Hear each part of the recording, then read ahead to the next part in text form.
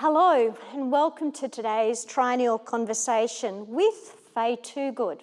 My name is Simone LeAmon and I'm the Hugh Williamson Curator of Contemporary Design and Architecture here at the NGV. I would like to begin by acknowledging the traditional custodians on the land on which we are gathered here at NGV, the Wurundjeri and the Boonwurrung people of the Kulin Nation, and I pay my respects to their elders past, present and emerging. Now it's a pleasure to welcome Faye Toogood here today, immersed within her presentation for the NGV Triennial titled Downtime, Daytime, Candlelight, Moonlight.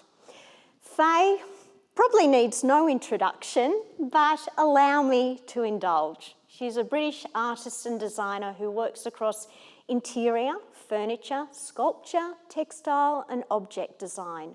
Her interdisciplinary practice is imbued with personal narrative and it's formed through the belief that interior and functional design are enduring contexts for creative exploration. For the NGV Triennial, Faye has reimagined the NGV's 17th century galleries. And she's designed and curated 3 magnificent spaces using her own innovative designs for furniture, lighting, scenography, sculpture and large-scale tapestries alongside her selection of 17th century artworks from the NGV Collection. The 3 spaces are realised in response to the themes daylight, candlelight and moonlight, which alludes to the lighting effects present in the 17th century works. But what is so compelling is that Faye weaves a suite of narratives that connect the ideas and the creative achievements of artists and craftspeople from the past with the present day. Faye, it's such a pleasure to have you here. Thank you for joining us. Thank you so much. It's so lovely to be here. I wish I was sitting there right next to you, but I am very close and I'm so happy, so overwhelmed to be part of this project. And so thank you so much to the NGV. It's really amazing. Thank you. Thank you, Faye. Faye, to set the scene, I would like to ask a question about your practice. I mentioned previously that you have an interdisciplinary practice. I consider you a little bit of a creative polymath in that you're quite prepared, but also you demonstrate just such creativity when you apply your thinking and your process to the wide variety of work that you produce. But can you share with us what drives or underpins all of this work that you do? Your oeuvre, are there a set of ideas or motivations that inform all the art and design that you do? Absolutely. I think it's a very interesting question. And I think probably 5-6 years ago, I'm not sure I would have been able to answer that or articulate it. It's something that has, you know, my set of ideas and my set of ideals have grown as I have grown. I didn't study design. I studied fine art and history of art. And I've always been very passionate about narrative. And I think it's quite a childlike part of the way that I approach my work, but narrative really is at the very centre of what I do. And so I now look for different mediums and different ways of interpreting that, whether that's space, object, clothing, jewellery, scent, food. You know, these are all things that in my mind come together to create a narrative of some sort. And even my collections, right from the very early start, from the beginning, I think probably because I didn't study design, I didn't have the confidence to call them collections. I called them assemblages because that's what I believe I do. I take from different periods and different times, different mediums, different materials, and bring them together. So sculpture is very much at the heart of what I do.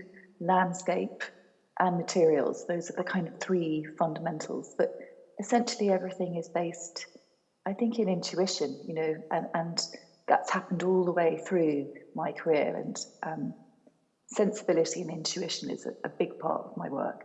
Yeah, and do you think your interest in narrative kind of was really informed by your previous study of art history? Because when we revisit our art from the past, it's so compelling to discover the concerns, the issues, the forces through which that work is made, and sometimes without being a revisionist and trying to recast art and design of the past in a different light. It's certainly very stimulating to understand what artists and designers of the past were striving for, what they were achieving for. So is that something that you kind of, if you like, transpose onto your own practice? You see yourself as part of a continuum of searching, of looking for, Yes, I guess, absolutely. different things with your work? Yes, absolutely. I think it's a constant search for meaning, and one of the questions that I get asked a lot is, why am I an artist or am I a designer? And I've actually removed all the boundaries between art and design and fashion, and I've tried to, and it's now described as multidisciplinary, but essentially blur those boundaries so that I can tell the narrative that I feel is needed to be told. And I think studying art history takes down the barriers. Certainly anyone that's I'm aware of that studied design struggles to look pre-1910. It's not taught in design schools, and for me, being able to go right back and take those references and almost reshuffle them allows me to play. And I think something like my roly-poly chair is a great example of that. People see a 1960s pop reference. People see an African primitive reference. Other people see something Art Deco. And I have to admit, it's probably all in there. And so there's something familiar, but that's something new. And I think by looking back, you're able to create something new. Yeah. Now, you mentioned your roly-poly, which has become such an iconic chair of yours. But here in your presentation in the Daylight Room, we have the lithium barium crystal roly-poly, which is such a masterpiece. This is sort of solid cast lithium barium crystal. And allow me to, when I was reading more and more about this chair, and then you've selected an extraordinary array of 17th century clear glassware from the NGV collection to sit in the company of that work. And it struck me, I thought in the 17th century, glass formulas were becoming more sophisticated so they could produce purer, clearer glass. And I'm thinking, I wonder if Faye knows this connection. Has she picked this glassware to draw out the narrative of the last 400 years of the evolution of glassware? I mean, when you were looking at the 17th century collection, were you starting to look for those connecting relationships between your work and your curated selection of work? Yes, I think so. I mean, again, perhaps instinctively, and not so consciously in terms of understanding.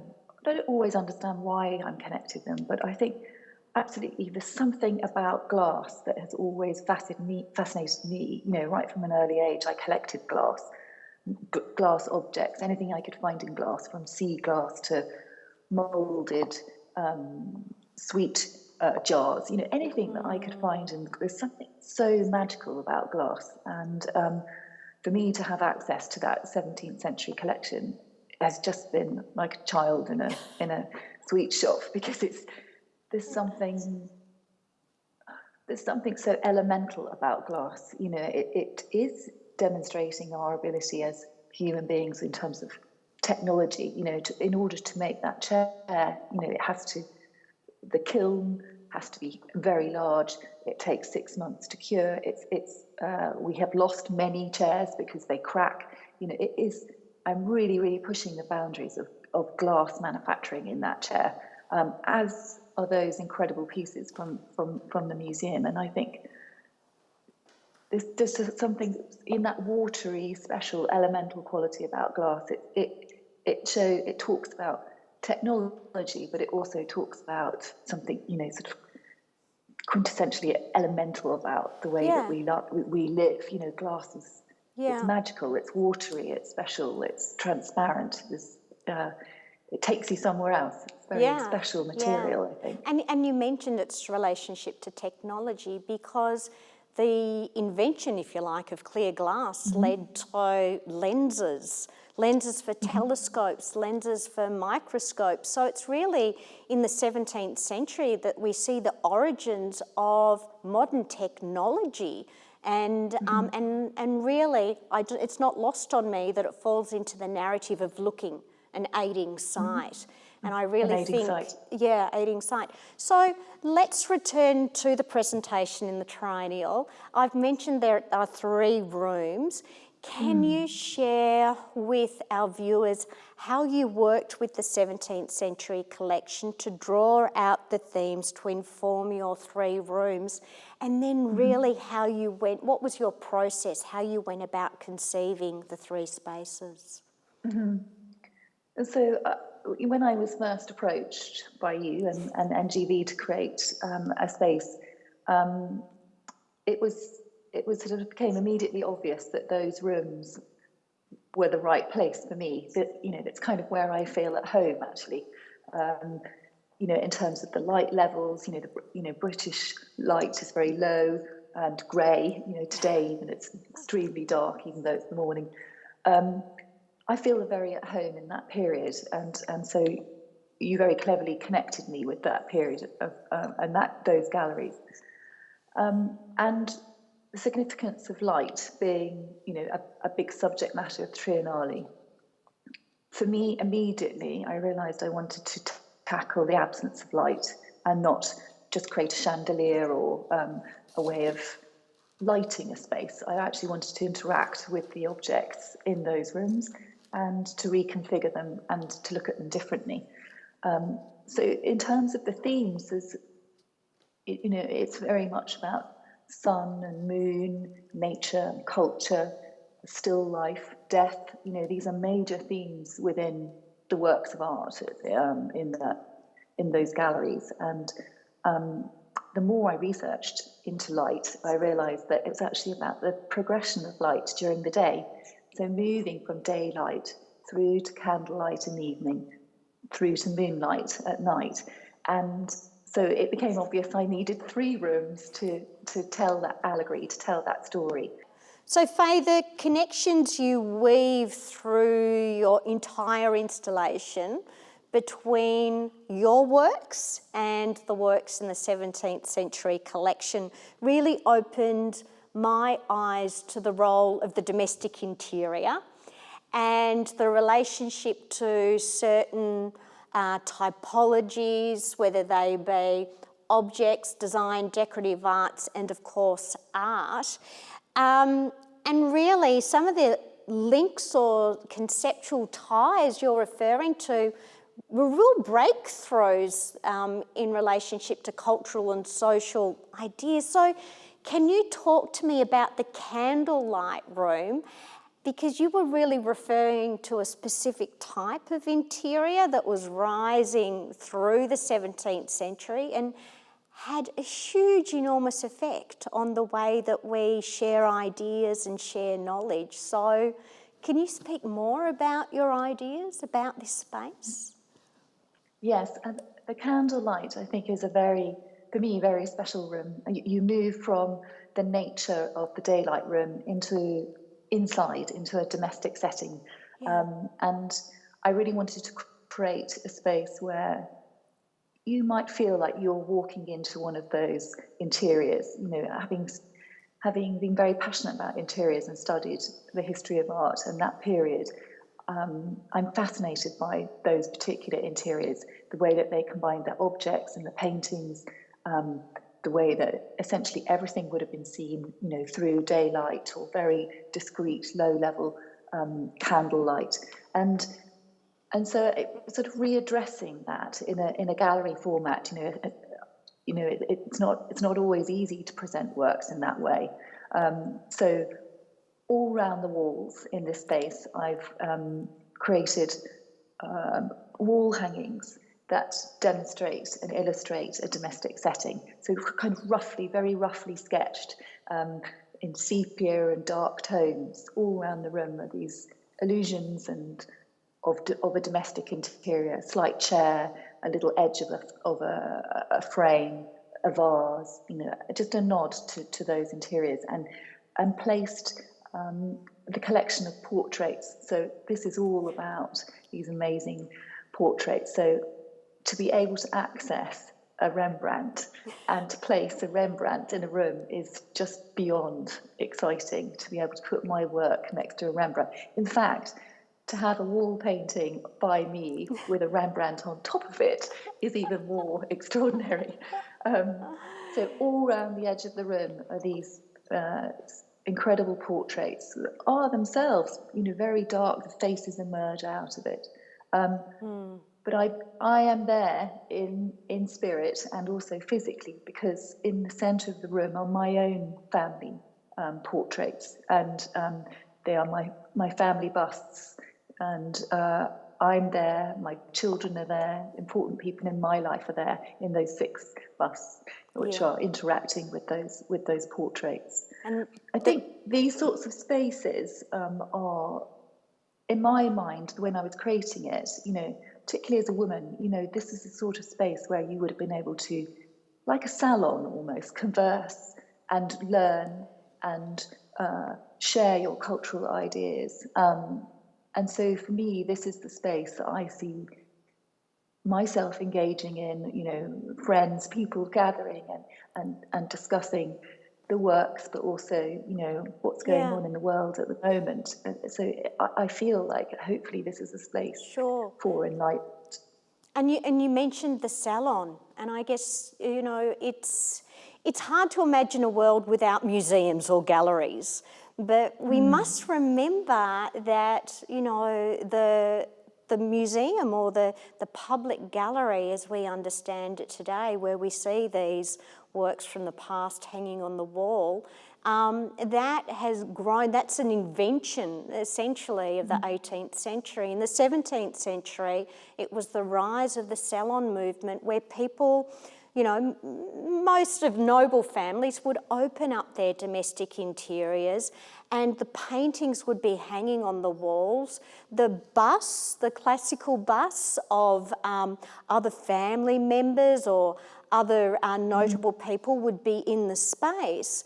But these spaces afforded an opportunity to have risque conversations and really talk about ideas and the world, introduce concepts of science in a small, safe space. And of course, women really shone in this space, because these spaces were often attended to and decorated and sort of customised for these events.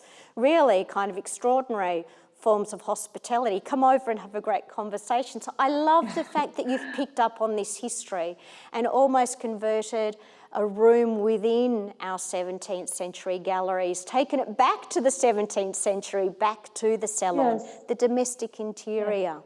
The domestic interior, which, and I think, again, sort of going back, I've also realised that I'm the only female artist in the room. And so, that's also, feels quite powerful. It is. Can we jump to your Daylight Tapestry? Because your Daylight Tapestry, which is, it's nearly 6 metres in length, nearly 3 metres in height. You've worked with the NGV Collection in a really extraordinary way, where you've honed in on little elements. I call them illuminated kind of forms and elements from the landscape and the still life paintings. And you've, to use your term, assembled them in a way to create a surreal landscape. Can you talk about that work? It's so arresting when you stand in front of it, and it's like looking at a surreal landscape composed of signs and symbols of 17th century virtue, desire and aspiration. But can you talk about your process for producing that work? So tapestry is a very new medium for me. For many years, working as a predominantly one of the only female furniture designers, 10 years ago, I totally avoided any decorative arts. I worked mostly in steel and bronze. And so it's only really been within the last year and a half that I've started to work with textiles. And so this is my most ambitious to date. And I'm so excited about it, actually, because I feel like I've found a new way of communicating, a new language. And my process, again, I think going back to the idea of assemblages, was to take the works from the collection that I responded to, talking to the curators, really understanding the parts of the paintings that had significance, and then quite literally, physically, cutting and pasting those elements and rearranging them, reinterpreting, and creating my own narrative around the landscape and still lifes. And then that has been, as you said, translated into tapestry, painstakingly translated into tapestry. So you'll find a bunch of grapes as clouds. You'll find a little man on a pomegranate that looks like a mountain. It's playful, it's allegorical, but I think also at the same time, I'm very aware that, nature is at the very core of our being. It was in the 17th century and it still is today.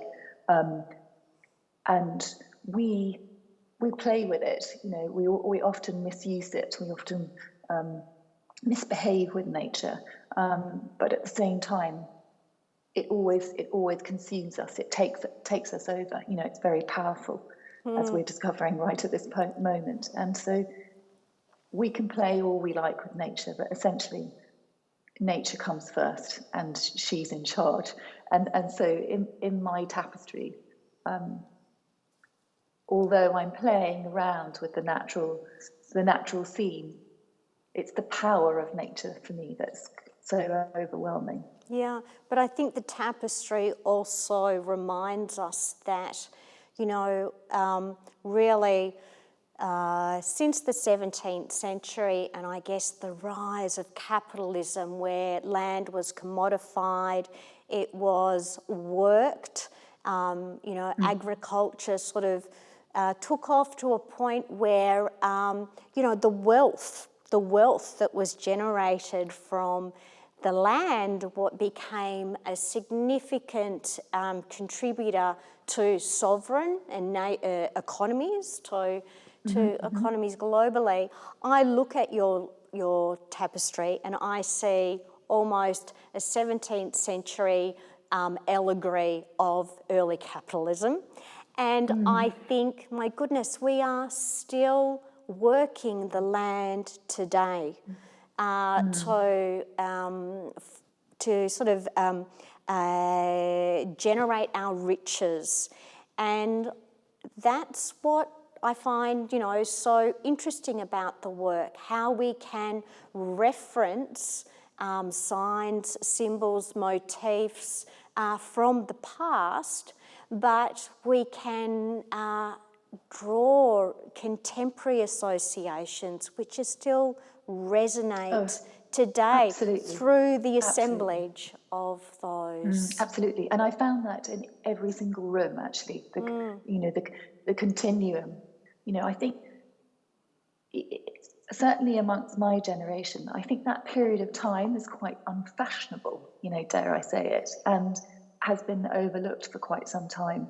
But I feel so connected to that period because I feel so many things that were happening during that time are so relevant to today, and so to kind of bring to light some of these amazing objects and these amazing paintings, has been really one of the most amazing things for me working in the project. Well, Faye, there's your work to marvel at in your installation, but how you have brought the NGV's collection of 17th century artworks to life through your curation, through your design of the 3 rooms is, I want to say clever, but it's more than clever. It is extremely creative. I think that we perhaps, we look upon work from the past through sentimental eyes, and we need to be reminded that it was once contemporary. It was once responding Absolutely. to forces and to conditions that artists and designers had issue with. And still do. And still do, and still do. So Faye, if I was asked to ask you, what is one element or one part of your installation that you're particularly excited by? Could you, would something come to mind immediately? Well, I think probably two things actually. I mean, firstly, and this is, is extremely obvious, but it's to be able to create a total work. This is the first time that I have been able to create a total work. It's something that I perhaps have been working towards over the last 10 years, but this feels like I have finally created a work where my furniture, objects, narrative, sculpture, which is the first time I've actually created pure sculptural pieces, allegory, the tapestries, these have all come together with the objects in the collection. And I feel like, this is a real moment in my career where I've created this total work, and that feels like a really important part of this exhibition. In terms of an element, I think for me, it's the tapestries, actually. Working so closely with the artworks, so closely on a micro, macro level. I've been studying every inch and every centimetre of some of these engravings for the Moonlight tapestry, which is an allegory on night, as well as the daylight tapestry. I feel like I've got so unbelievably close to these works, and I think that for me has been, one of the biggest highlights. Is I felt like I've really connected with the work. That's so wonderful to hear. Faye, I'm going to ask you one more question, and this is about your beautiful table and which is your grey cardboard table, and your tape lamp. They both reside in the Moonlight room, and these are really new works of yours. They're, in a sense, premiered here in the NGV Triennial. Absolutely. Can you talk about them? Because from a distance, they look like they are oversized maquettes or models. And then when you walk up close, you realise, no, that's a real table, that's a real light. So can you just explain for our viewers, what the intention was with these works and how they came about? Yes, as you say, they're my most recent works, and it's really amazing to have them there. These have come actually from 3 years of very intense self-analysis, and I think kind of a study on myself to find a new way of working, a new geometry. You talked earlier about the roly-poly chair, and I love her. She's always in the room, and I need to make sure that the roly-poly geometry, stays where it is. And so for me, over the last 3 years, I have been trying to find this new way of working, this new geometry, and that has been literally almost creating my own self-imposed lockdown. I took myself to my studio every day, and I made maybe 300 to 400 of these maquettes. I then edited them right down to the ones that most connected with me, and then decided to literally recreate those maquettes out of more precious materials. So that cardboard table was initially made from grey cardboard and wire, but now has been crafted out of ironwork and bronze, and then hand painted to look like cardboard. So they are, in effect, almost trompe l'oeils. They're trick of the eyes, and they only really work when you're there in person. as a picture, it looks like a simple piece of wire and cardboard. And almost as you walk up to it, it looks like it. But until you sort of really get close, you understand that it's, as you said, it's a real piece of furniture. And for me, the whole point about it was trying to distill that very moment of creation, that beautiful moment which, you know, as children we find so easy to expose, that very point of an idea, that very point of a creation. But as we grow older, and certainly as a designer, you're taught to kind of develop it and develop it and develop it until it really doesn't really look like the original idea. But for me, this was about capturing that very moment where that very idea was created and being totally faithful to it. So it has all the naivety and vulnerability of that moment. Two things I picked up on: the trick of the light, and I think it's so apt that those two works are in the Moonlight room, because isn't that the magic of Moonlight? It can be sort of deceptive. And yeah, so the works are in a good way. They're deceptive in a good way, but also the point that you raise about trying to distill that moment of excitement that you have when you think of a design to do, because often I think a designer will look at sketches or models and go, oh, it's not there yet. You know, this stands in for the final, polished, thoroughly resolved object. But that's training, isn't it? That's often the way that a designer is trained, is this constant working. And I think, or working of an idea. And what is so refreshing with those works is that you give us, as a completed work, the initial 3D sketch, you know, that first idea. That first idea in its rawness. And actually, looking at some of the artworks, you know, I realised, for example, the self-portrait of Rembrandt, you know, the older he got, the looser his style, the more instinctive, you know, his style became.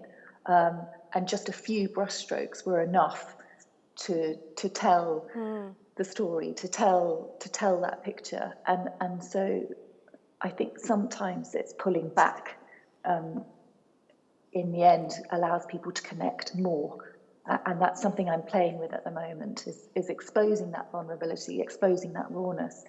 Does that allow me to connect more? Does that allow people to connect more with the object?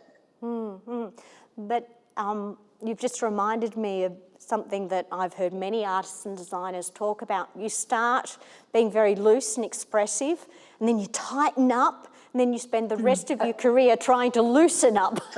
To loosen up, and get back to begin with. That applies to every artist. You know, Matisse, a fine example of that too.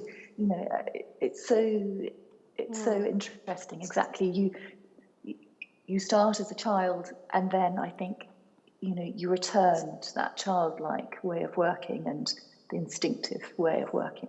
Yeah. Faye, I'd like to thank you for this thoroughly engaging conversation.